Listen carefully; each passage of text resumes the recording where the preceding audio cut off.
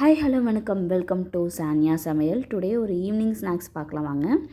So ரவை வந்து காட்டமில் நெய்யில் வறுத்துக்கோங்க. ஸ்வீட்டுக்கு ஏற்ற மாதிரி வெல்லம் எடுத்துக்கோங்க. ஸோ வறுத்த வேர்க்கடலை ஒரு கைப்பிடிங்க, இது பொடி பண்ணி வச்சுருக்கேன். நெக்ஸ்ட்டு கொஞ்சோண்டு தேங்காய் ஒரு கைப்பிடி. ஸோ இப்போ ரவையும் தேங்காயும் லைட்டாக வணக்கிட்டு நம்ம இது வேர்க்கடலை பொடியை இதில் சேர்த்துக்கிறேங்க. நெக்ஸ்ட்டு வெல்லம் காய்ச்சி வச்சுருக்கோம் இல்லையா தண்ணி, அது கொஞ்சம் ஆட் பண்ணி ரவையை குக் பண்ணணுங்க. குக் ஆனதுக்கப்புறம் நல்லா நமக்கு பரண்டு வரும் கெட்டியாக. ஸோ நான் அதை உங்களுக்கு காட்டுறேன். நீங்கள் இன்னும் கொஞ்சம் தண்ணி வேணால் ஆட் பண்ணிக்கோங்க. இங்கே பாருங்கள். ஸோ எனக்கு வெந்துருச்சு. இது ஆறட்டும். இப்போ நம்ம என்ன பண்ண போகிறோன்னா, இது வந்து ஸ்டீம் பண்ணி தான் ரெடி பண்ண போகிறோம். ஸோ நான் அதுக்கு இட்லி பானையில் தண்ணி ஊற்றி வச்சுருக்கேன். இதை வந்து நெய் தடவி கட்லெட் மாதிரி நீங்கள் பிடிச்சிக்கோங்க, இல்லை கொல்கட்டை மாதிரி கூட பிடிச்சிக்கலாம்.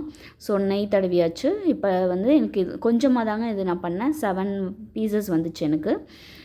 ஸோ இது வந்து பார்த்திங்கன்னா சுட சுட சாப்பிடும் போது ரொம்ப டேஸ்ட்டாக இருக்கும். குக் ஆகிடுச்சு. ஸோ இது வந்து நீங்களும் செஞ்சு பாருங்கள். பசங்க வந்து இன்னும் வேணும்னு சொல்லி கேட்டு சாப்பிடுவாங்க.